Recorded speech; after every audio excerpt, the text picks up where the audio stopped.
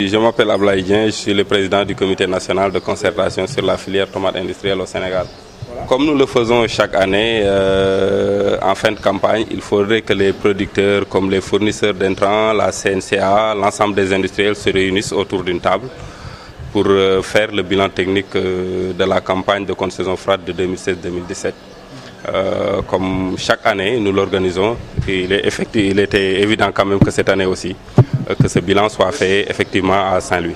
Bon, en tout cas, ce que nous pouvons dire, c'est que cette année, quand même, la filière a fait un bond en avant. Parce qu'il faut reconnaître qu'en 2015-2016, la production tournait aux environs de 30 000 tonnes. Cette année, quand même, on est allé au-delà de 52 000 tonnes de tomates fraîches, ce qui est un bond en avant. Mais qui a vu aussi la participation de tous les acteurs. Il faut reconnaître quand même que cette année, très tôt, le ministère de l'Agriculture a mis les engrais à la disposition des producteurs. Le protocole d'accord qui lie les producteurs et les industriels a été signé très tôt au niveau du ministère du Commerce. Et les producteurs la CNCA a assuré le financement dès le mois de septembre.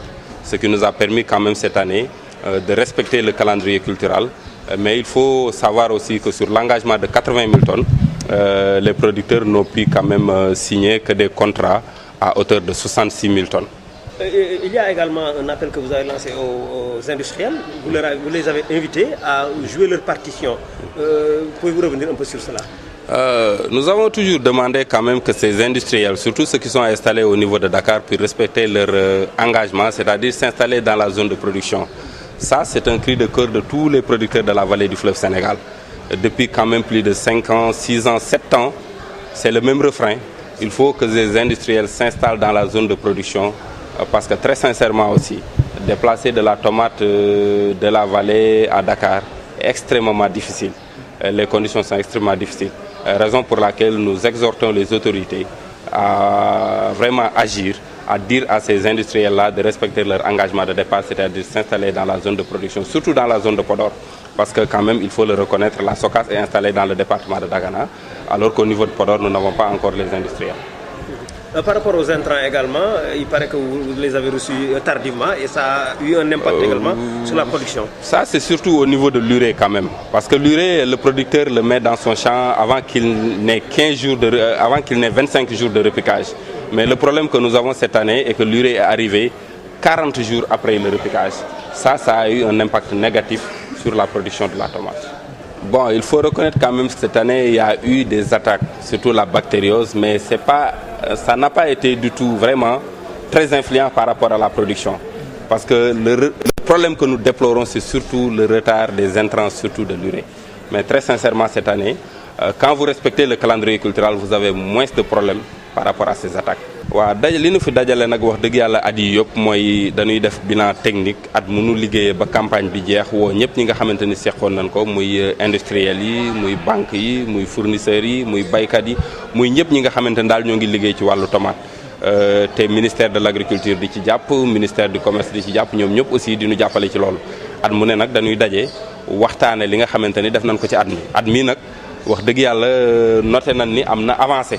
Parce que at yi passé bari na ay jafe-jafe jarul ñu si dellu si yi nga xamante ni taxoon na ba production bi wàcc parce que exemple daaw presque dama naan am nañ fi presque 30 000 tonnes la ñu am yàlla dogal na nag wax dëgg yàlla ren moom dem nañu presque ba 53 000 tonnes te loolu nekk na lu nga xamante ni avancé bu baax la au niveau de la filière li ko waral nag mooy ren wax dëgg yàlla ministère de l'agriculture teel na jox baykat yi engrais ministère du commerce aussi protocole bi ñu signé ak industriels yi teel nañ ko def banque bi tamit wax dëgg yàlla teel na génne financement te mu nekk lu nga xamante ni loolu rek la baykat bi soxlo pour mën a quand même respecter le calendrier culturel parce que waa jafe-jafe yi wax dëgg yàlla am na bi ci gën a metti nag surtout ren mooy retardu urée bi parce que urée bi baykat bi daf ko war jot avant tomate bi di am même 25 jours parce que dafay def 2 épannages yu nga xamante ni balaa muy def 25 jours wax dëgg yàlla urée bi war na fekk mu ne sur place cette année urée bi dafa tardé ñëw 40e jour 45 jours te loolu nekk na li nga xamante ni dafa impacté trop ci production bi